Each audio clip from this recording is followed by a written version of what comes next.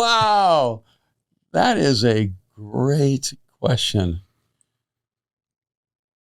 First of all, I'm rarely caught off guard by a question.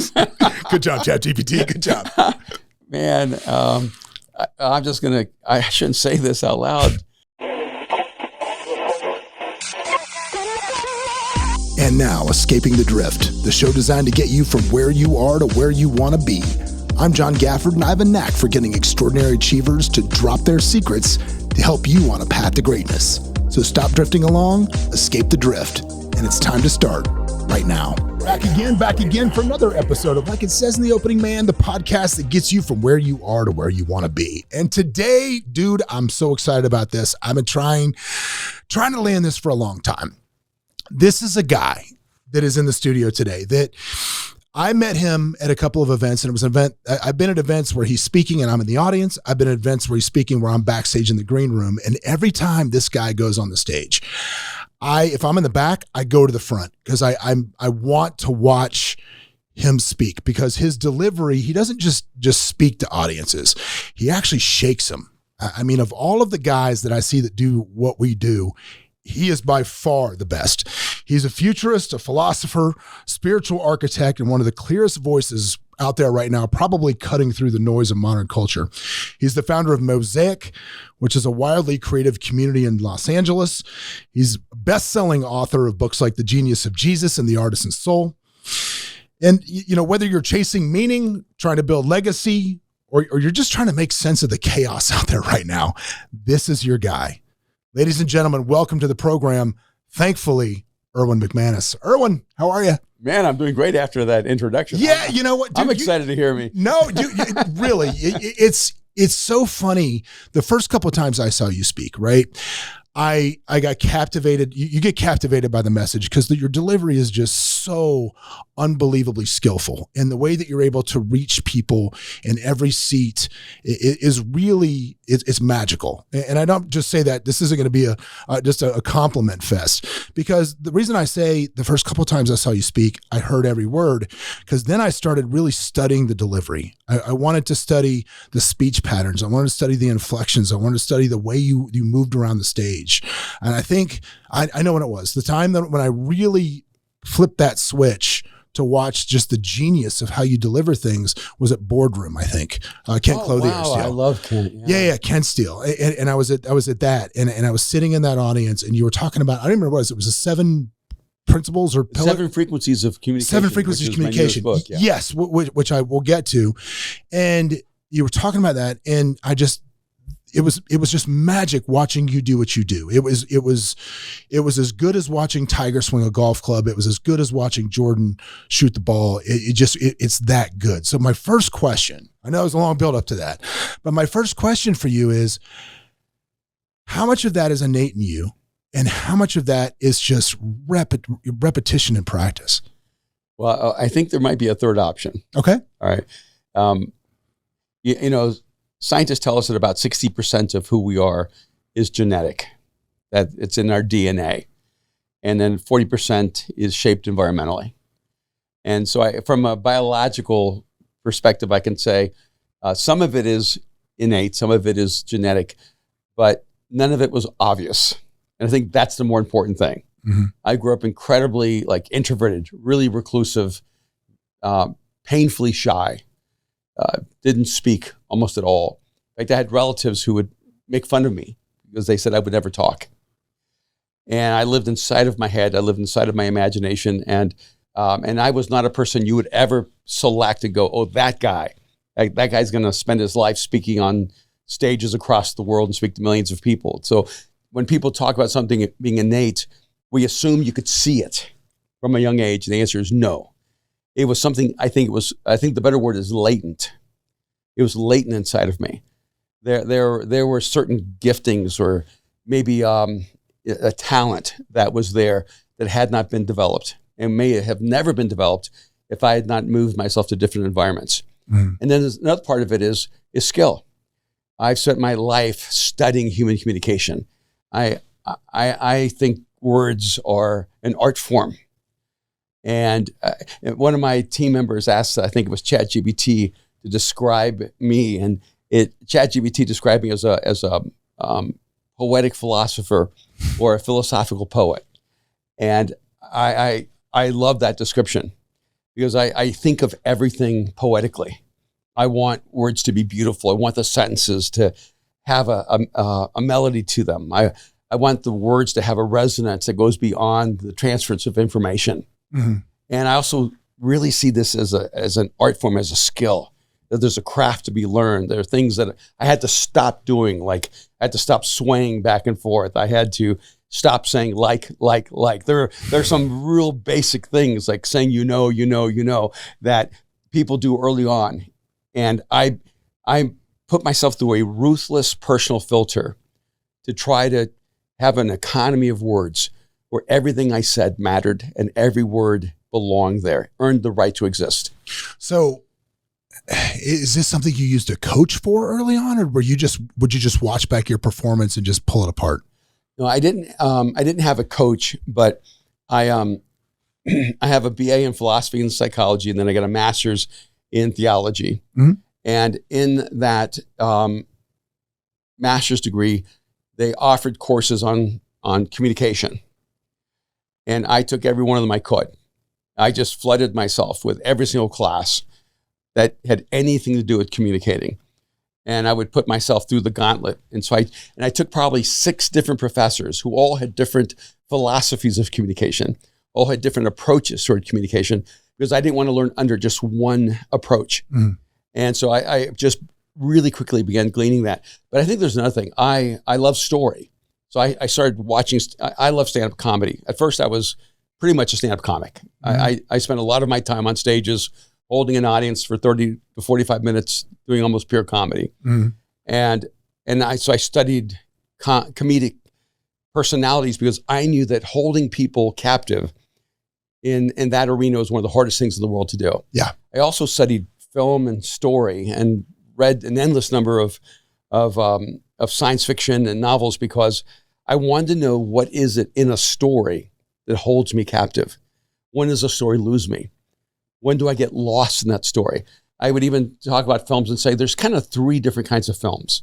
There's the film that you are aware you're watching and you can't wait till it's over. Yeah, right? Yeah, sure. I get trapped into those every time my daughter picks. But then there's also the film that you're enjoying, but you're aware that you're watching it. Mm.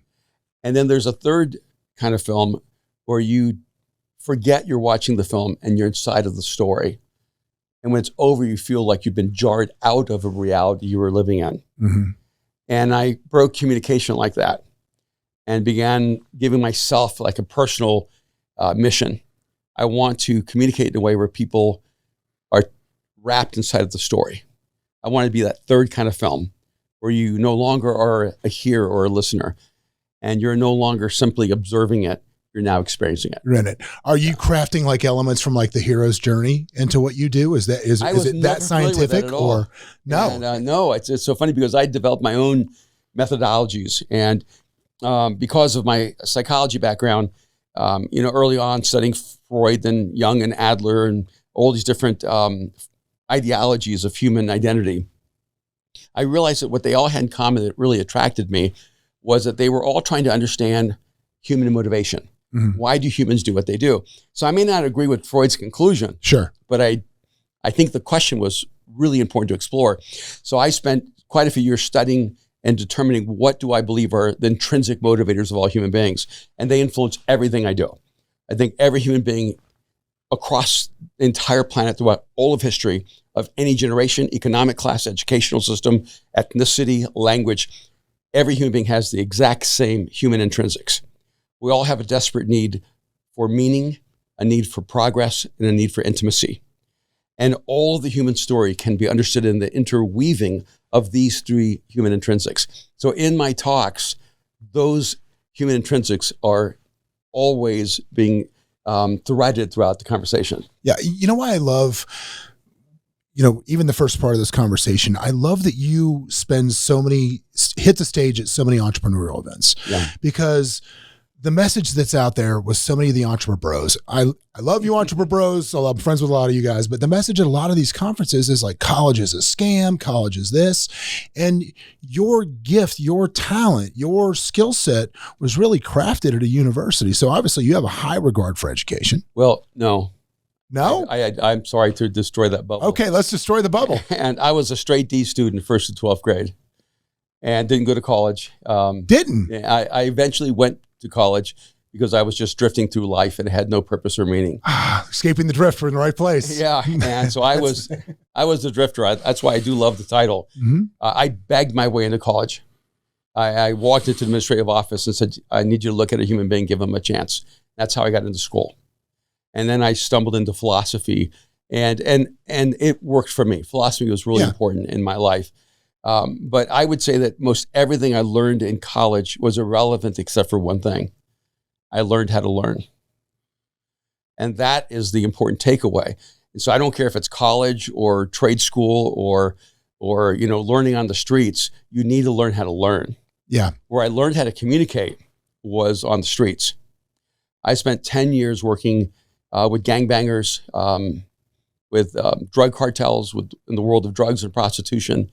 I spent 10 years taking a basketball into government projects, playing their best athlete, earning the right to be heard, forming a crowd in those projects and talking to people, being a musician, going into the Vucare and the Mardi Gras and going into restaurants and asking if I could perform for free. And then after I would do a concert, I would talk to all of them about life and meaning. And I learned how to communicate in the gritty space. I find people throw things at me, yell at me, argue with me. And I learned how to respond in the moment because I was always dealing with really antagonistic audiences. I had to learn how to win them over. Yeah. That's actually where I learned how to communicate. The clock is ticking when you start. It was never in the classroom. I think when you learn how to communicate on a stage, you become domesticated as a speaker. I learned how to speak in the jungle. How do you go? Well, how do you go from the introverted kid to doing that? Like, was it? Did you feel a calling? What happened? Well, I mean, for me, there a moment? It was very personal in that I grew up very irreligious and not anti-religious, just irreligious. Yeah, right? And I was in college. I was studying philosophy. I was really searching for meaning. I mean, the reason I poured my life into the works of like Socrates and Plato and Aristotle and Marcus Aurelius and just everyone in that era, and then also modern philosophers, wasn't because I'm an intellectual. It's because I was searching for meaning in my life. I was hoping one of those guys had stumbled on the meaning of life, and I was willing to work through all their horrible writing with like Thoreau. Meditations is a little slow. Yeah, so I'm going, like anyone who works through Walden is just really committed. Yeah, a little slow. And so it wasn't that the reading was scintillating to me. It was just that I wanted to know if we were here by accident. And then I had a faith encounter where I became a follower of Jesus. And it radically changed my whole view of myself and the world and life. What was the event? It was a series of events. My mom called me and said that she'd become a Christian, but I had no idea what that was. But she was happy, so I was happy for her. She'd been through a few divorces, a lot of pain. And anything that might give her happiness, I was for. Mm-hmm. And then we would go home and see her in the summer for, school, university break things. My brother was an atheist, and we were home for the summer working construction, and he started going to church. And I thought, this is really weird. You're an atheist. Why would you go to church? I confronted him. I said, you're a hypocrite. Mm-hmm. You're an atheist. You're going to church. You're even reading a Bible. What are you doing? And he said, if I become a Christian, it's going to be an intellectual decision. And I remember looking at my brother and saying, you're lying.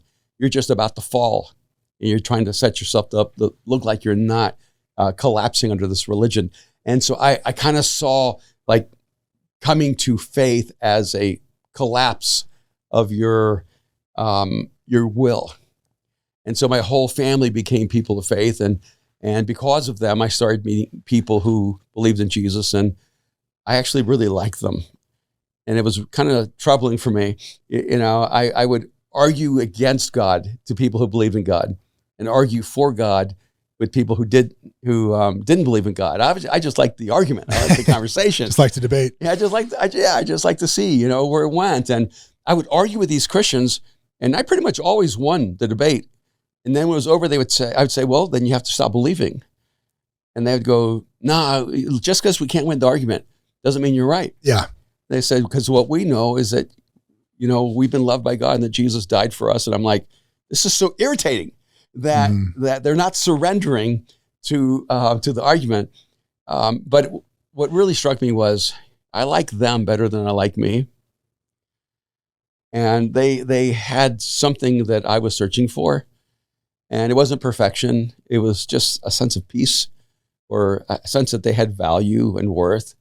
And that was very attractive to me. And so I remember the day I had not read the Bible. I didn't know much. I just kind of laid out a prayer going, hey, God, if you're out there, I'd love to know.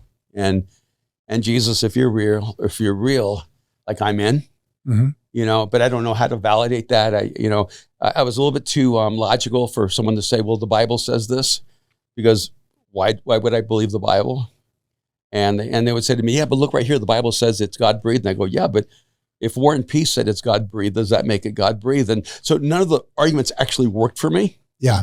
It was more I wish I could say it was this intellectual moment where I finally. But I think you have to let go of you. But you had to let go of your intellectual kind of side, because you were seeking with a scientific brain through, Stoicism and all of that stuff that happened there, looking for the answer, and kind of the answer was to let go. Yeah, I think the answer was to trust, right? And all I can tell you is that when I did that, my life changed, and it was instantaneous for me. Some people, I know it's progressive, but for me, it was like, maybe it's just the way I'm designed. I'm extremely obsessive. I'm intense. I'm intentional and passionate. And so the moment I said, Jesus, give you my life, I went, all right, what does that mean? I'm just going at it. And somebody handed me a Bible. I read the opening of the Bible, and they told me, hey, we're all called to live our lives out following him. So I just said, okay, this is what I'm going to do.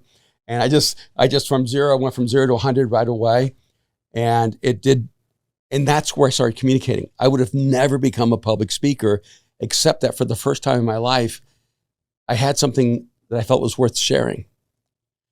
And there's this interesting verse in the Bible in the book of Jeremiah. I didn't know we were going to go here, but. Hey, man, that's the beautiful thing about this. We go wherever it goes. It just says what it is. There's a verse that says, or Jeremiah says, but if I say, I will not mention him or speak any longer in his name, his word is in my heart like a burning fire shut up in my bones. I'm weary of keeping it in. I cannot. And that verse became my life verse. And I said, I want to be a person who has a fire that burns so intensely inside of me that I can't remain silent. And it created a psychological shift inside of my life, which ironically sent me to work with drug cartels and gangbangers for 10 years. And is that still the purpose that burns inside you today? What's that? What you just said. Yeah, but it's much broader, because my relationship with Jesus affects everything in my life. But I'm not a person that, I was just at an event and the person said, all that matters to me is heaven and hell. And I know I'm supposed to resonate with that, but I don't. Yeah. At all. Yeah. Like, life matters to me. Like, the fact that people are waking up every day without purpose and intention, drifting through life, matters to me. The fact that people are not stepping into loving deeply and risking to give themselves completely to something that matters, those things matter to me. And so in that sense, this life really matters to me. I did not give my life to Jesus so that I wouldn't worry about life after death. I gave my life to Jesus so that I could have life before death. Mm-hmm. And I think a lot of times people miss that point. I love that we are in complete agreement about people that are drifting through life. And that's the mission of this podcast. It's the mission of my book coming out in November. It's kind of a war on apathy, because for me, I think that the turning point, I think, for a lot of people in this country was COVID. Mm-hmm. And the reason being is because what did we do during COVID? What'd you do? COVID, when they first locked us all down, you had to stay in your house. What'd you do? There's one word. You did it all day long. You waited. Oh, I didn't. You didn't during COVID? Most people did. Yeah, during COVID, I started a fashion company. I wrote a graphic novel. You did all this. I wrote a book called The Genius of Jesus. I bought an industrial-sized smoker and started cooking dinner for 50 to 100 people every Friday, and they could come and grab their meals. either eat with us secretly or take them to their homes. And so I actually turned those 18 months because we were shut down in LA for 18 months. I turned them into 18 of the most productive months of my life. Yeah, we did pretty well business-wise during it too. But I found that, entrepreneurs did. But I think a lot of people were waiting. Yes, that's true. You're at home, you're waiting for your show to come on. You're waiting for dinner. You're waiting for lunch. You're waiting for this because there wasn't a whole lot else. You couldn't go anywhere. You couldn't like Vegas was a ghost town. So we were locked down. And I think that the apathy that ran through that is still permeates everywhere. Yeah. I think about it like, and this is not picking on our friends in the hospitality industry, but before COVID, like I never really saw when I had exceptional service at a restaurant. It didn't jump out at me because pretty much you got great service everywhere you went because there was a lot more caring. There's a lot more forethought, a lot more thought in what everybody did with the craft of what they did. Now it just seems like if you see, you get amazing service somewhere, you're like, wow, that was amazing because it does stand out because the standards of everything in every industry, in our industry in real estate, it's shocking to me. You know, I told a story a couple of weeks ago. I have a client shopping for multi-million-dollar houses, and here our standard is if you take a listing over $1 million, you're showing it. There is no lockbox. It doesn't exist. And we went and saw multiple houses that were just on lockbox with the lights off.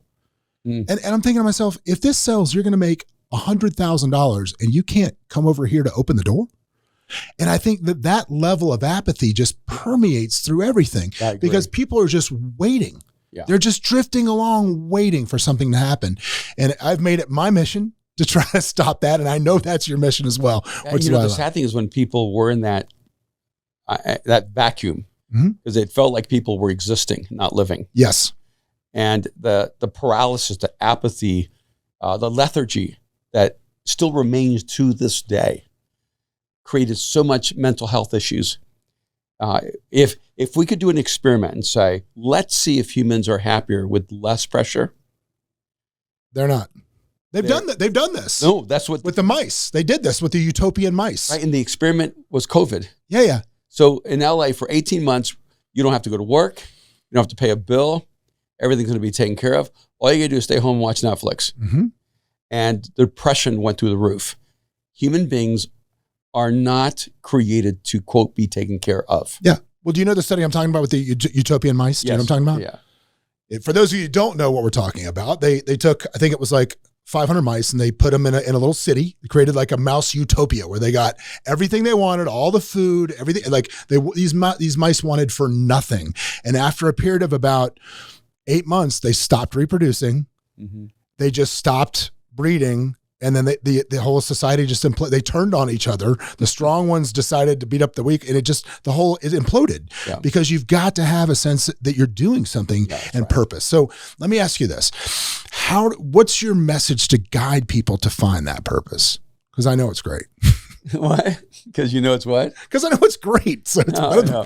I don't know if I always have a general or generic message. I think people are uniquely different, but.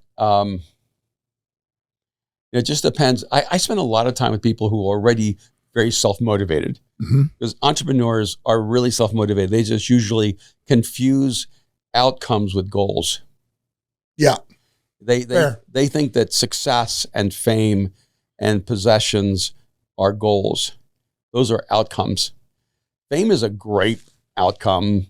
Success is, wealth is a great outcome. They're just terrible goals because if your identity is rooted in them, you're in trouble. And so a huge part of it for me is you're designed to actually be fully alive. And when you choose anything less, your soul begins to diminish. And you have to find that thing that wakes you up in the morning that you want to go fight for. I think, I'm going to say this especially for men, I think we're designed to fight. Yeah. We're designed in a sense to go to war against whatever we consider to be the enemy in front of us. And whether it's loneliness or apathy, whether, it's being mediocre or accepting the status quo or maybe it's fear and insignificance. But I think we're at our best when we're fighting for something that actually matters to us. It's a huge part of it for me. And I talked about it today. I know it's not PC, but I think obsession is a good thing. And, everybody asked me like, Erwin, how do you have work-life balance? Look, I've been married 41 years to the same woman. Our kids are 36 and 33, and they both chose to buy houses within walking distance of us. That's how good of a relationship with our family. Well done. And I've always lived a life of obsession. And I never tried to be balanced. When they would come to me and go, how do you find balance? I would say, I'm not Mr. Miyagi. I believed in a skewed life.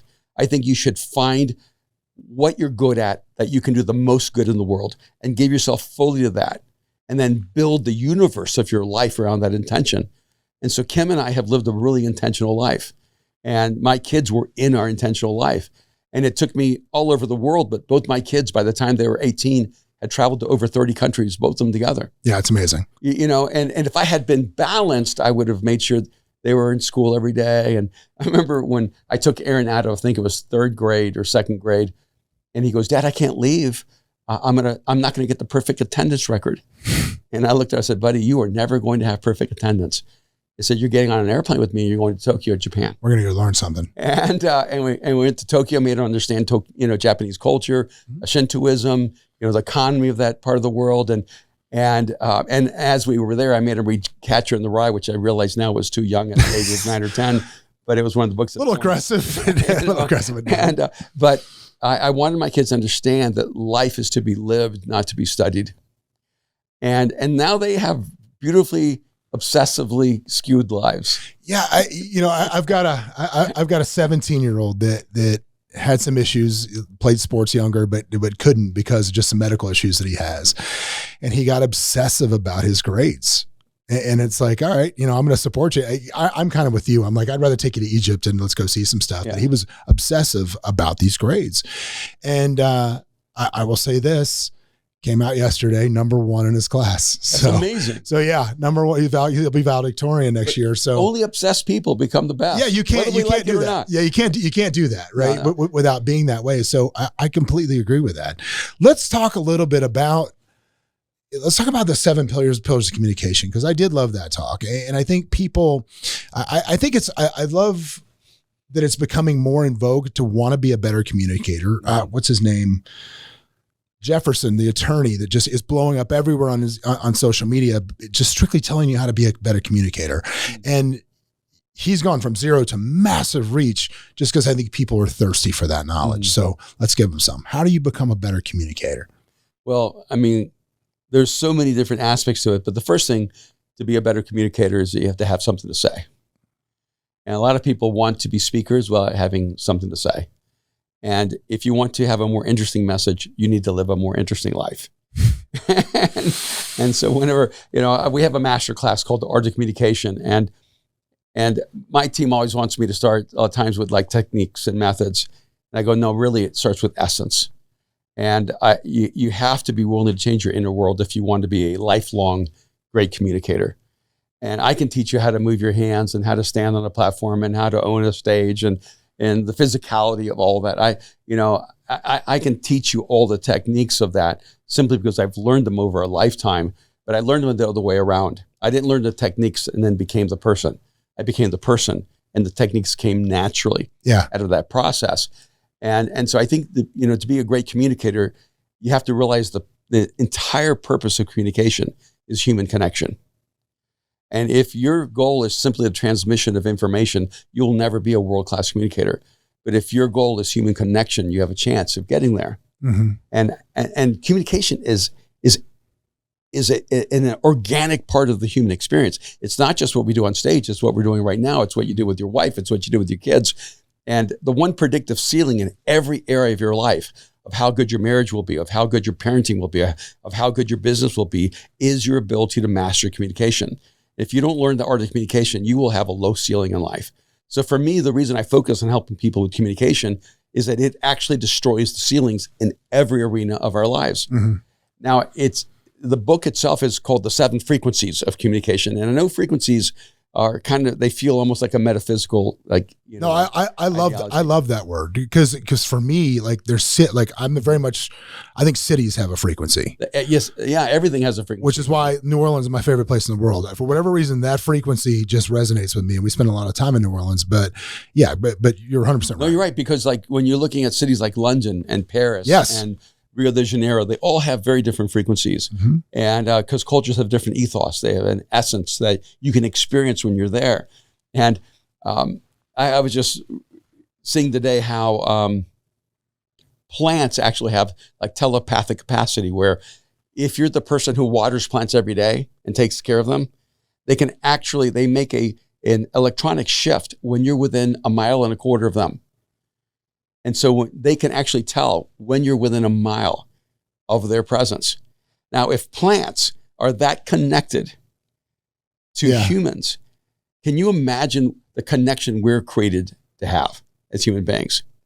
And most of the time, our disconnection is because we're on the wrong frequency. We're on the wrong wavelength. And so what I did to try to help people is identify 7 primary frequencies of human communication. And this is just a communication style. It's connected to your neurological process. It's the way you perceive reality, the way you process information, and the way you transmit it. And so we just basically broke down to 7. The motivator, the challenger, the commander, the healer, the professor, the seer, and the maven. And each one of these is a different, unique, distinct human communication process. Just to shortcut this in some ways, my wife's primary frequency is commander. Mm-hmm. And I've been married for 41 years. So I know that wife. and what's so funny is that every night before she goes to bed, she always goes to bed about 4 hours before me. The last thing I say to my wife is, I love you. And the last thing that Kim says to me is, lock the doors and turn off the lights. Yeah. Every night she gives me those 2 commands, as if I'd never thought of it before. And every night I want to say, well, that's a great idea. I never thought of that. And she psychologically cannot go to bed with peace of mind without telling me to lock the doors and turn off the lights. She has to end the day with command. Now, she wakes up every day about 4 a.m. And if I'm awake, I just pretend I'm asleep, because the moment she catches I'm awake, here comes the first command. Let's make the bed, or let's do the, and I'm like, I just want to kind of chill my first hour, just do whatever I want to do. Mm-hmm. But because her frequency is command, even suggestion comes across like command. Mm-hmm. My son's my business partner now. His number 1 frequency is command. So I live in a world where I have no confusion about what I should do. Yeah. Because commanders are very utilitarian, very direct, very point A to point B. My daughter's primary frequency is called the challenger. And she's amazing and she's beautiful and we're so close. But even her texts come across as challenges. Even when she's trying to encourage me. Like, I'm 66 now, almost 67. And so she says, Dad, you're at the age now where you should only do what you love. You should only do things that make you happy. Because she knows me, and I've done a lot of things in my life just for other people's happiness, or just serve other people, even though it didn't give me fulfillment. Mm-hmm. And so she's trying to hold me to the principle of only if you're happy. But when she asked me, she goes, Dad, are you happy?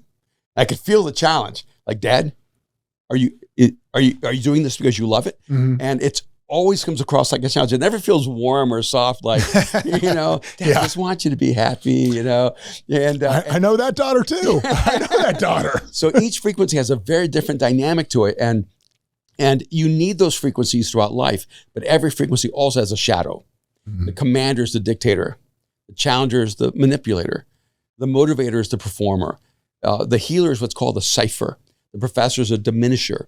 The seer is a perfectionist, and the maven is a nihilist. And what the challenge in life is that your shadow frequencies can actually make you successful.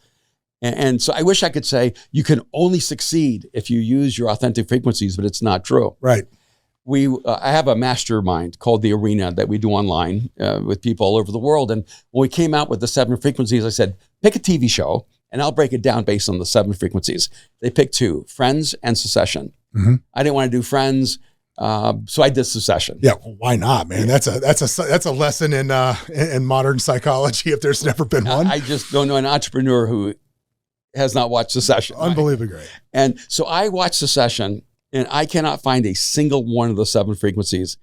And so I freak out, right? I'm having a little panic because they're bouncing around so heavily. Yeah, and I'm like, oh no, it doesn't work. This paradigm doesn't work. And then this little inner voice said, go back and listen for the shadows. And I went back and I realized there are 7 main characters and they all have a perfect frequency from the 7 frequencies only in the shadow.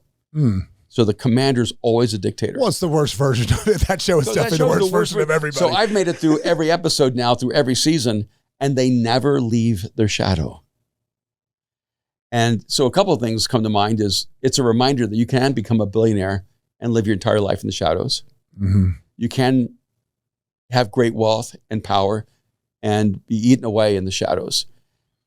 But also, we have an entire generation that's being taught how to communicate almost dominantly from shadow frequencies. How so? Because that's what they're learning on television, through film, through culture. This is how people talk to each other. This is how you talk to each other.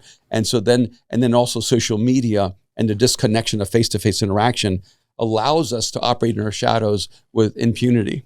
I tell my kids all the time, the number one skill you can develop over the next 15 years is the ability to connect with another human being one-on-one, eyeball to eyeball, because your entire generation has their face down in the phones, and you will eat your generation for lunch if you can do that one skill. Yeah. Because it's going to be short order. No, it is. And you know, it's just a good reminder going in a text, is that how you would say it face-to-face? Yeah, dude. As someone that coaches salespeople a lot, it's stop texting your clients. There's no context. There's no context to those words. Yeah. There's no color to it. There's no meaning to it. It just, there's a Key and Peele sketch where they're texting each other, and it's like, you want to go? And one guy's like, oh, do you want to go? And he's like, you want to go? And it's like just completely misinterpreting each text back and forth, but that solidifies it. It's funny you talk so much about frequency and feeling. Do you consider yourself an empath? Why do you ask me that? I'm just asking. It seems like a good question based on what you said. It is. I do. And probably about 20 years ago, I was invited to be a part of something at the Gallup organization, where they graph like the top leaders in the world. And I had the highest score in empathy that had ever tested. And I remember when I was young, I used to say, I can see emotions the way people see furniture. Mm-hmm. And I didn't understand how everyone else couldn't see them. Because for me, what's happening inside of a person is as visible as what's happening outside. And it's not an ability you want. And I can tell when people are lying to me. Well, that part be helpful. It is, except we lie to each other far more than we think. Mm. And I sometimes just want to pretend they're not lying to me, you know, or lying to themselves. Which is worse, right? You know, and as a speaker, it became incredibly helpful to me because I can feel everyone in the room. That was my next question based on that, which is obviously everybody's at a different place. So as you're speaking, does that make it easier or harder? Because you're like, I got you, I don't have you. You can feel where people are. I can feel, I mean, you could be 300 seats back and I'll feel your sadness. Wow. And then I'll focus on that person and speak to them. And I also know that when you're doing that, it's also connecting to a lot of other people. And I remember when my daughter, Mariah, she traveled with me for months and months and months when she was probably 12 years old, 11 years old. Mm-hmm. And after we'd finished a lot of travels, we were sitting at a Chinese restaurant. She said, Dad, can I ask you a question? I said, oh, of course. And she said, you can read people's minds, can't you? And I said, no, sweetie, I can read their hearts. And she said, you're scary, Daddy. and I just try to explain to her, you know, that people will tell you more than they even know they're telling you. And it was probably a couple of days later, she said, you know, Dad, you know how I said that you can like see inside of people? And she goes, I can do that too, can't I? And I said, yeah, you can. And I think there's an awareness. I think humans communicate in so many different ways. And some of it is just making sure that your antennas are up so you can perceive and hear and understand. And by the way, I don't know how you can stay married if you don't learn how to read the frequencies and not the language, right? read the room. Does it, because of that skill set, does it hurt more when you're wrong? I've been wrong so much that I don't know. Like, you know, that's a bruise that just doesn't heal. Yeah. You know, I have a really high trust in people, and my kids and my wife, we just took this assessment together. I create a lot of assessments, and because of my psychology background, and so we love a lot of these. And my wife and my two kids both came out low trust. Like, they're the people where they go, I don't trust you until you earn my trust. Yeah. I'm high trust. I trust everyone until you prove to me. So you give reason not to. The reason I ask that is because obviously now in the entrepreneur world, it seems like every day I turn on and so-and-so got indicted, so-and-so got arrested. It's like, good Lord, this is becoming an epidemic. A lot of these guys that I've sat at dinner tables with, and all of a sudden it's like, oh, that's not a good look. So does that jade you to, because you're in it with the entrepreneurs that all the time. It has to jade you to this a little bit. So has that shifted with some of this? I go with my intuition. Yeah. Because trust and intuition are not the same thing. Like I have a view that I trust humanity because I want to believe in a trustworthy world. But my intuition, it tells me, hey, something's off. Mm-hmm. And you get it right away. You just have to pay attention to it. Or you can do what I did. You marry it. Because my wife is very much an empath. And I've been really lucky, right? I've been very, very successful. A lot of stuff we've done. I've had 2 deals go very, very poorly, like 7-figure loss deals, right? And both times my wife was like, don't do this deal. I don't like these people. I do not do this deal. No, it'll be fine. Because again, I like to see the best in everybody. I think if the numbers work, it's great. These are good people. No, don't do the deal. So now after the last 7-figure loss, which was a couple of years ago, we have a deal. I don't do anything unless she says it's okay. And there's been times I've been at like events or conventions and I'm talking business with somebody. I'm like, hang on one second. I just got to go get somebody. I'll go get my wife and I'll say, I just need you to be around this person for 5 minutes. But people will tell you who they are. Oh yeah. And you really, she's got it. You just have to pay attention. No, they'll always disclose themselves in a statement that you think is arbitrary. How so? A great example. I don't know why it just came to my mind right now. It's an early video with Joe Biden, former President Joe Biden, where they were talking about corruption in government and all that, and they made him the exception, saying, "Well, we know you're not corrupt, but how do you deal with all corruption in politics?" He goes, "Don't assume too quickly I'm not corrupt." And then he goes on. What? Like, why would he say that? Because people tell you who they are. Because we can't help it. And especially when you're even bordering to a bit of narcissism, you want to give people clues so you can show how smart you are that they couldn't find you out. God, it is somebody that speaks from stage and has a lot of people that listen to you. Do you ever at all, does narcissism ever worry you? Because I know for me, sometimes I'm like, dude, am I a narcissist?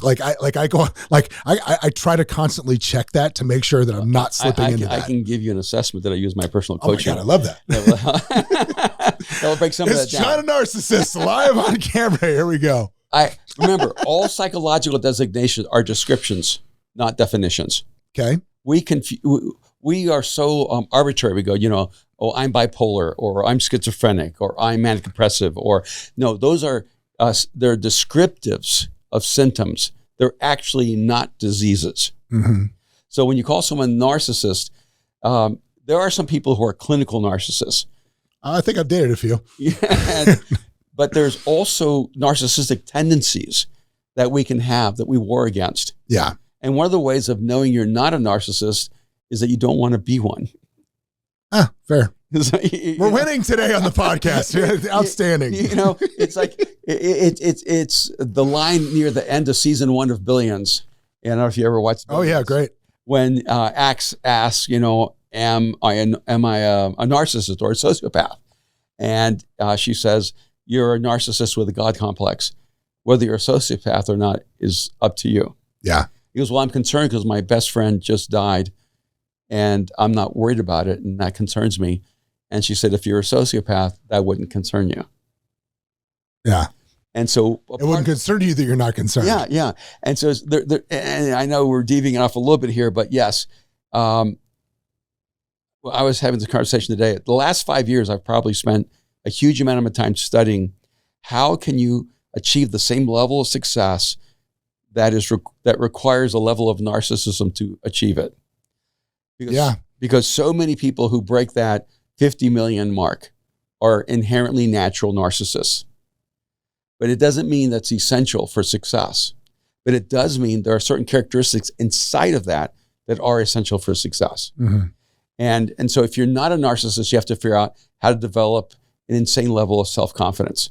while you still know that you're flawed? Mhm. How do you shift out of a sense that you're not, that success for you is not legitimate or worthy of it? Mhm. And because a narcissist will never question that. Like there's never a point where a narcissist is rich enough that says, I have too much. It's more. It's not even the greed. It's just, I deserve more. Yeah. So it's different when people think, it's not like I need more, I want more. It's like, I deserve more. You know, of course I'm going to have more. I'm not good. Yeah. You know, and so it's just sort of like, I breathe.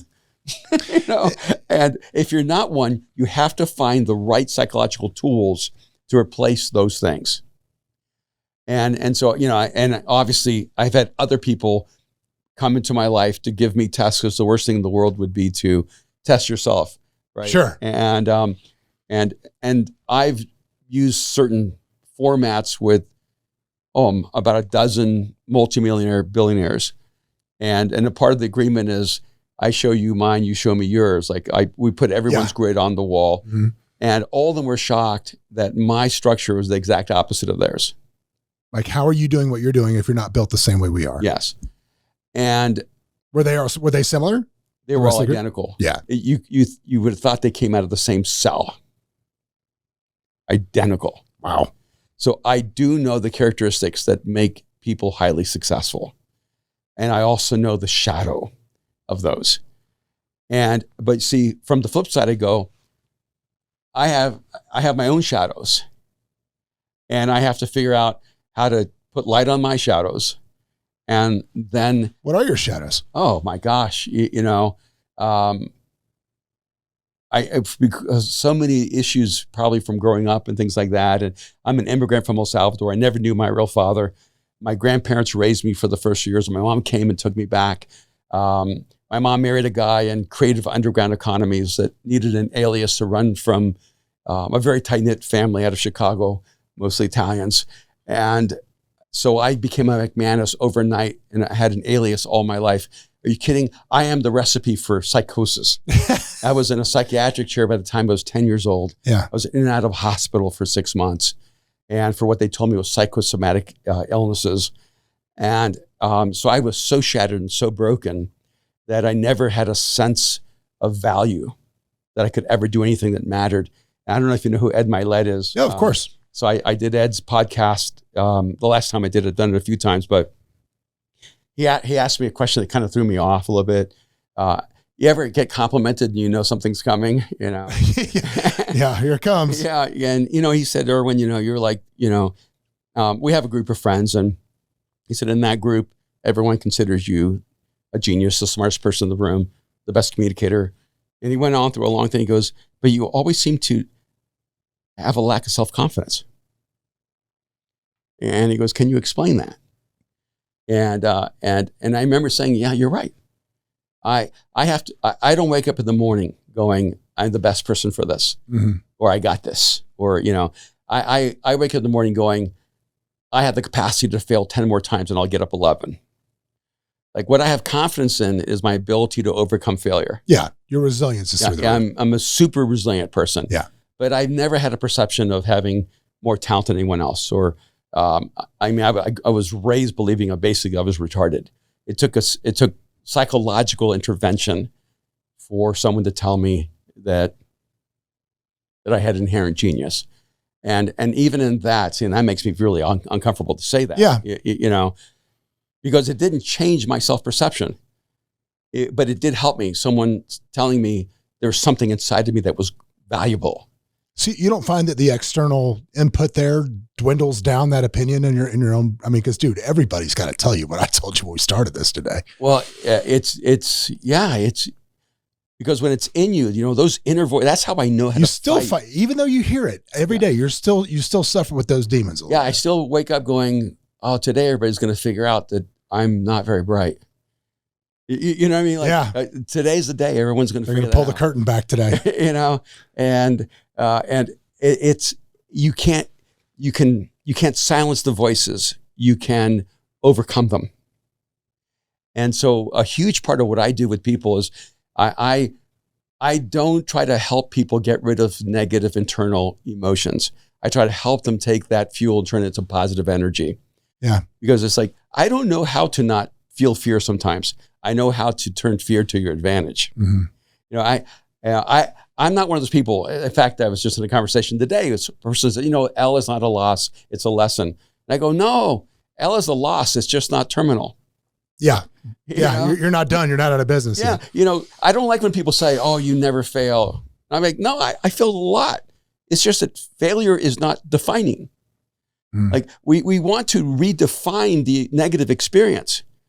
I actually want to own the negative experience and go, and I'm tough enough to get through that. Yeah. I mean, I lost about $6 to $10 million in one day. And I lost a lot of money. That's a tough clip. That's a tough one. And I couldn't eat for 30 days. I lost so much weight. I looked awesome. But, I got down to 169. For me, that was like super low because I couldn't hold food down. It was a real loss. I had to fly home and tell my wife I lost everything. That was more humiliating than losing the money. My wife is an orphan, raised in a foster home from the age of 8 to 18. My whole psychology of being a husband is she's never going to have to worry about not having a place. And I remember sitting down with Kim and saying, honey, I lost everything. Without blinking an eye, my wife looked at me and said, I thought I was your everything. Man. And I'm like, where did you come from? Yeah, what else do you need? Let's get a can of Vienna sausages and plan tomorrow. Let's go, come on. And I didn't have a great response. I just said, well, I lost my other everything. Everything that finances my everything. I lost everything that pays for everything stuff, that everything. And she said, we've been poor before and you've always found a way. This is just the beginning of something new. And coming out of that year, and it was brutal. And, I'm a person of faith, so I kept praying for a miracle, and I felt like what God was saying to me is that you wanted me to meet you in your faith, but I met you in your faithfulness. And sometimes faithfulness is the great miracle that you become a stronger person. And coming out of that, I loved going, I lost like $10 million in a day. I'm still here. I'm in like the 1% of the world. You can't lose that much money and not be elite. Yeah. Yeah, that's true. That's true. And it was all because of the betrayal of a business partner. And that was actually so you missed on that. You missed that. I did. But I saw all the signs. It's going to and did you choose not to see it? I did. Yeah. I did. That's why you get a weakness for people and you just want to, even if it's the smallest glimmer of good, you want to see it. I don't have a perfect record. Yeah. But I actually love reminding myself and other people, we're in the middle of an NBA and it's the Pacers against the Thunder. And in the normal human construct, there's going to be a winner and a loser. But the truth is that one team will lose the championship, but no one walks away as a loser. Those are some of the greatest athletes in the world, accomplishing what not even 1% or 1% or 1% in the world can accomplish. And we're going to describe the team that doesn't win 4 games as a loser. We have really unhealthy mental constructs. I have something that I use to try to break that down in myself, which is when I deal with risk aversion, my totem or my talisman, whatever you want to call it, right around my neck, which is this. It's memento mori. You'll appreciate that from your stoicism. But on the back of it, I've had now 7 guys that at one time in my life I would consider in that the top 3 best friend are right there in that crew. 7 of them are gone. Oh, wow. And I wear that on my neck. And whenever I'm worried about stress about something, I look at this and I just go, any one of these dudes would be going to anything to be here doing what I'm doing. Yeah. And they're not here. So, what are you worried about? What's the worst that could happen? You're going to get up tomorrow and figure out a new way to fight if this doesn't go right or goes south. I have to say something about the title. It's the drift. Please. One, I'm fascinated by drifts and began studying drifts probably like 20 years ago. And part of the reason for that is that drifts create an illusion of momentum. And because when you realize I'm stealing this when I go on my podcast tour for the book, I'm going to steal everything you're saying. Because when you're drifting, you are moving. Yeah. And so it's an illusion of momentum, but you're actually being moved by the environment around you rather than you moving the environment from within you. And what's really fascinating about every virtue or vision that a human being has we always drift to the lesser version of ourselves. You cannot drift to greatness. You can't drift to your highest expression of talent. You can't even drift towards your character. I've thought to myself, why is character so hard, right? Character is hard. You know how we know? Very few people have it, right? Yeah. Everything that's easy, everyone has. Yeah. It's hard to be physically healthy. It's easy to be overweight. Sure. Like, I don't become overweight when I make a decision to be overweight. I don't wake up going, I think I'm going to gain like 20 pounds. I just decide not to be healthy. And so the drift happens when I stop fighting for the higher version of myself. Mm-hmm. And so there is no neutral. You can't go, well, I'm not going to be great, but I'm not going to drift. Mm-hmm. Because the drift happens when you stop pursuing the best version of you. And so if you think about it, every emotion that is negative comes easy. And every emotion that is positive takes work. Hate is easy. Love is hard. Well, work builds self-esteem, and which pretty much all positive emotions, in my opinion, are built off self-esteem. That's right. And if you don't have that, you got nothing. You're never going to be happy. You're never going to have pride. None of it. Because you don't have to work to being bitter. You just have to not forgive. Yeah, just be bitter. Yeah. And so I started looking at it going, we shouldn't expect character to be any different than like athletic greatness or academic greatness, because the highest version of you is going to take work, because greatness never comes without work. Mm-hmm. And so ironically, like, escaping the drift is not a place where the drift isn't possible, because the drift is always possible the moment you stop moving forward. Well, again, like we talked earlier about the purpose was the apathy running through it, and that suggests the underperformer. Yeah. Right. I know a lot of high performers that stop paying attention, stop focusing, and they get sucked right back in. Yeah. And even though, and they may be, I call it failing successfully is what essentially they're doing. Yeah. They're failing successfully because they just don't even realize that it's happening. Yeah. A lot of times the drift is you're pursuing financial success and you lose your marriage and your kids. Yeah. Yeah. And so the drift can actually happen inside of like the swim. Yeah. And I remember my brother and I and my brother-in-law, we were out in Florida years and years ago, and there were signs, the undertow was too dangerous. Yeah. But we went out anyway, because that's what dudes do in their 20s. What you do. And so we went out and we got sucked into this undertow. It just kept pulling us out further and further out. You got to swim sideways. Swim sideways. We were trying. Florida boy, you swim sideways. Yeah. I mean, I grew up in Miami, and they were like bullhorning, you need to get out, because it was super dangerous. And we're like, we're trying, and we're going to send out lifeguards. We're like, no, we're just too proud. Like, we're going to fight our way back in. Eventually they had to bring the little boats out there, speedboats, whatever it was, and jet skis. Mm-hmm. And we did not want the help back in, but we traveled probably a mile. But what's interesting is that when we did nothing, we went where we did not want to go. Yeah. And that's the danger of the drift, is that you have to be so intentional, or you end up where you don't want to go. Yeah. And so many people end up saying, I don't know how I got here. Well, and I think we're about to have an epidemic of people with AI taking low-end jobs and eliminating things left, right. I mean, a good friend of mine that, is an author. He does ghostwriting, copywriting work, and he just hit me up the other day out of the blue, and he's like, hey, I'm looking for, a friend of mine owns a very large company, and he saw an ad there, and he's like, oh, they have this job. Can you refer me? And I just said, dude, nothing for nothing.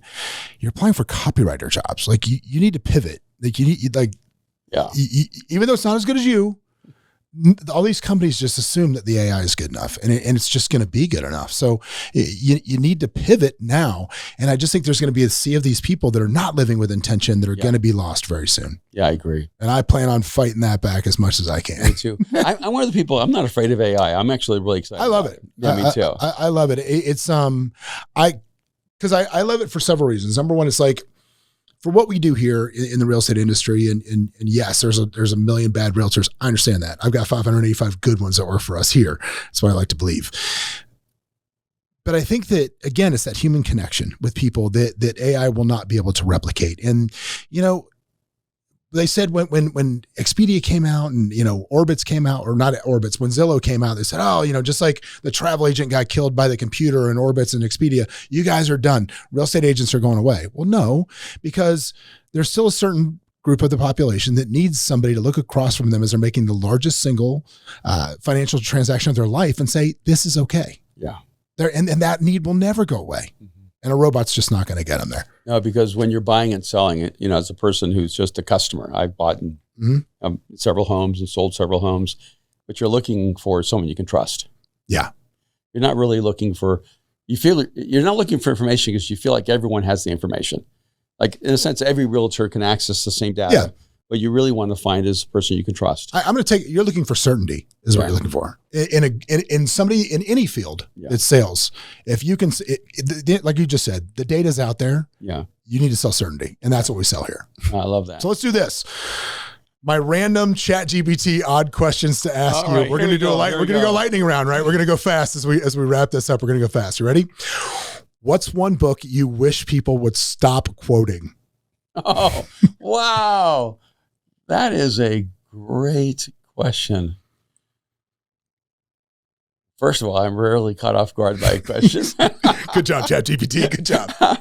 Man, I shouldn't say this out loud.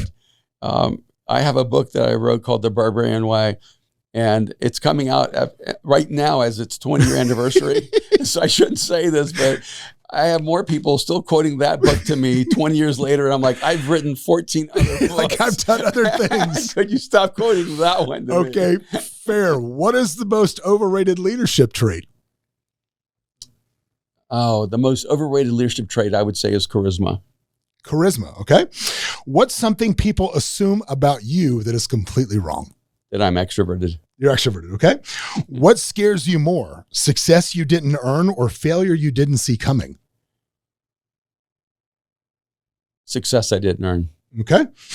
One lesson your younger self was too arrogant to hear.